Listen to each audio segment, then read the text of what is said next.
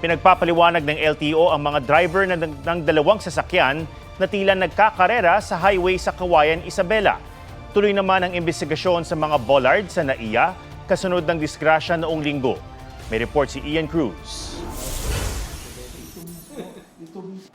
Sa viral video ito nakuha ng rear view cam ng isang SUV, kita ang isang silver na AUV na humaharurot at tila nakikipagkarera sa naturang SUV sa Kawayan, Isabela.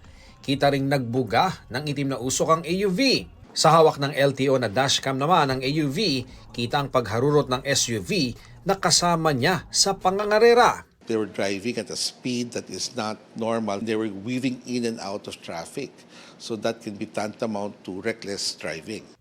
Nag-issue na ng show cause order ang LTO sa driver ng dalawang sasakyan. Ipinasuko rin muna ang kanilang mga lisensya.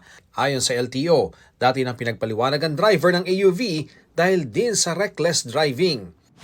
Sa Alicia, Isabela, wasak ang harapan ng van na iyan nang sumalpok sa sinusundang truck. Kinailangan pang gumamit ng metal cutter ang mga rumisponde para mayalis sa sasakyan ang driver at isang pasahero nito.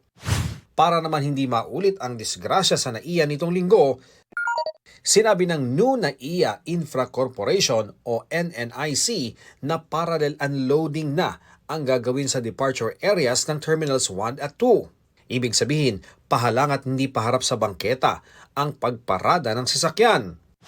Pinalitan na at balak pang patibayin ang mga bollard sa paliparan pero iniimbestigahan pa rin ang mga iyan. Ang natamaan kasing bollard o harang nakaturnilyo at bahagyang nakabaon lang kaya madaling nasira. Kung hindi depektibo ang bollard at nakabaon ng 0.4 meters o 40 centimeters, hindi ito may tutumba.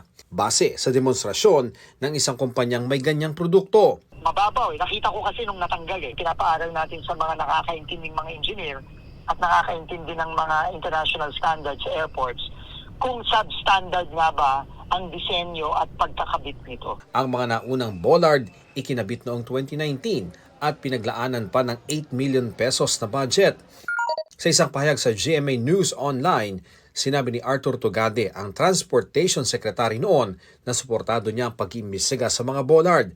Dapat anyang managot kung sino man ang may kasalanan o pagkukulang. Ian Cruz nagbabalita para sa GMA Integrated News. Huwag magpahuli sa mga balitang dapat niyong malaman. Mag-subscribe na sa GMA Integrated News sa YouTube.